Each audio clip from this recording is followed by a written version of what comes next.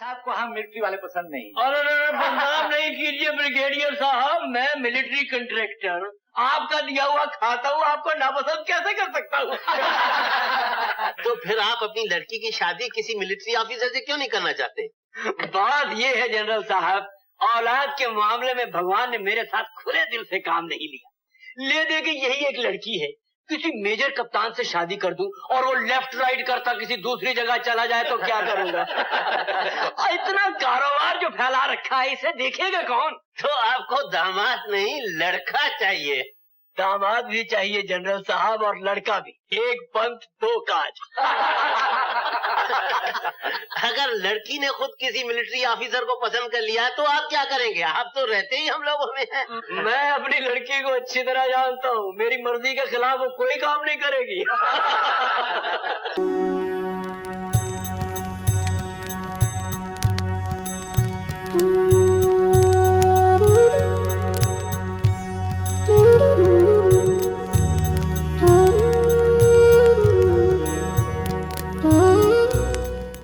पिताजी, ये पढ़कर आपको बहुत दुख होगा कि आपको बताए बगैर मैंने शादी कर ली। मैं हाथ जोड़ के माफी मांगती हूँ। मुझे मालूम था आप मेरी शादी किसी मिलिट्री वाले से नहीं करेंगे, और मैं कैप्टन राजेश से अलग नहीं रह सकती थी। काश जाने से पहले हमें आपका आशीर्वाद मिल सकता। हम आज ही 10 बजे की गाड़ी से जा रहे हैं। आपकी बेटी मीना।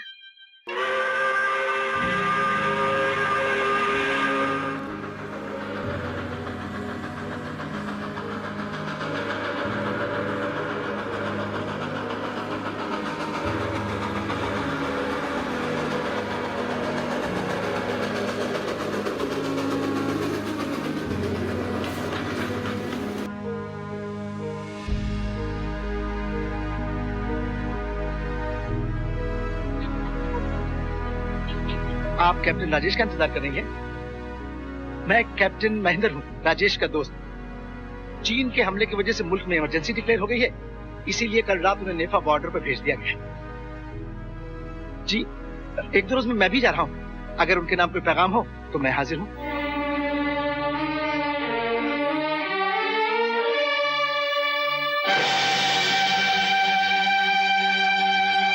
तुम इतनी आजाद हो गई, सब कुछ अपने आप कर लिया। आजादी का ये मतलब है अपनों को अपना और बड़ों को बड़ा ना समझा जाए, घर की इज्जत का ख्याल ना रखा जाए। तुम तो जानती हो तुम ही मेरा सहारा, मेरी जिंदगी, मोहब्बत, खुशी, सब कुछ तुम हो।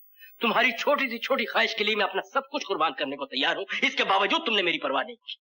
पल भर के लिए नहीं सोचा कि तुम्हारी इस हरकत से मुझे कितना सदमा पहुंचे। ये बात अगर लोगों को मालूम हो जाए, वो क्या सोचेंगे? यही ना कि मैं जालिम हूँ, मनमानी करता हूँ। भगवान ने एक बेटी दी है, उसे भी आराम से नहीं रख सकता। अगर तुम जोर देकर कहती यहीं शादी करूंगी तो क्या मैं इनकार कर सकता था? तुम्हारी खुशी से बढ़कर मेरे लिए दुनिया में और कोई खुशी है? भूल हो गई पिताजी, माफ कर दीजिए। तो समझ लो ये शादी नहीं हुई। पिताजी, जिसे 4 आदमियों ने नहीं देखा, जिसका कोई गवाह नहीं, उस काम का होना ना होना बराबर। इसका मतलब है आप मेरी शादी किसी और से करना चाहते हैं? नहीं, शादी तुम्हारी राजेश के साथ ही हो, मगर उस तरह जिस तरह वर्मा की बेटी की शादी होनी चाहिए। पिताजी, धूमधाम के साथ, शान के साथ, जिस पर मुझे फख्र होगा और तुम्हें शर्मिंदगी नहीं होगी। ये शादी अभी हुई नहीं, होगी। हंस क्यों रहा है? क्या बात है? मेरी दूसरी शादी होने वाली है। दूसरी? और वो किससे? उसी से जिससे पहले हुई थी, मीना से। लो पढ़ के देखो।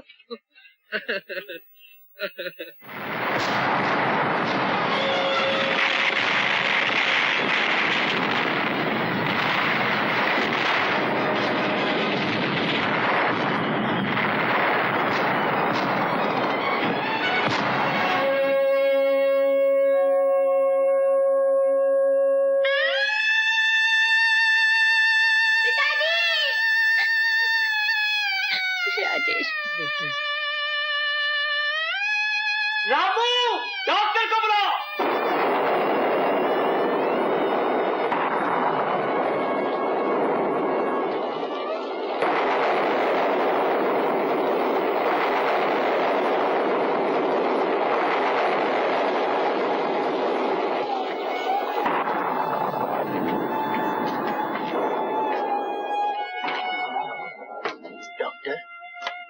सब ठीक है ना? कोई खतरे वाली बात है? खतरा जान के तुम्हें, इज्जत का। मीना माँ बनने वाली है। सब मुकद्दर की बात है बेटी। बच्चा मरा हुआ पैदा हुआ। ना रो मेरी बेटी, इसमें न तू कुछ कर सकती थी न मैं। किस्मत को शायद यही मंजूर था। मैं समझता हूँ जो कुछ हुआ ठीक ही हुआ। भगवान ने हम दोनों की इज्जत रखी।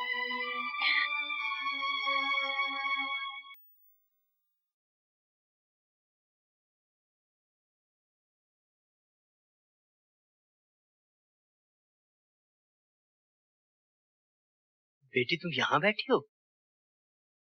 मैं तुम्हें अंदर देख रहा था। बेटे, जनरल साहब का फोन आया है। कहते हैं बंबई के कलाकार जवानों के लिए एक शानदार प्रोग्राम पेश कर रहे हैं। तुम्हें खास तौर पे बुलाया है बेटे। आप जाइए, मेरा दिल नहीं करता। अरे ऐसी बात नहीं करते बेटे। अगर दिल को किसी और तरफ नहीं लगाओगी तो गम और बढ़ता जाएगा। उठो उठो, तैयार हो जाओ, चलो वहां चल के दिल बहल जाए।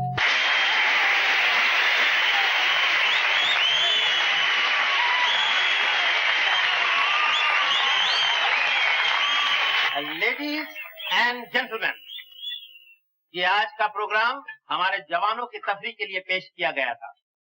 मैं अपनी और अपने जवानों की तरफ से इन सब कलाकारों का शुक्रिया अदा करता हूं जिन्होंने बंबई से आकर इस प्रोग्राम में हिस्सा लिया, और खास तौर पर मिस्टर कुमार का शुक्रिया अदा करता हूं जो इस ग्रुप के लीडर हैं और इंडियन स्टेज के बहुत मशहूर आर्टिस्ट हैं। Give a hand boys.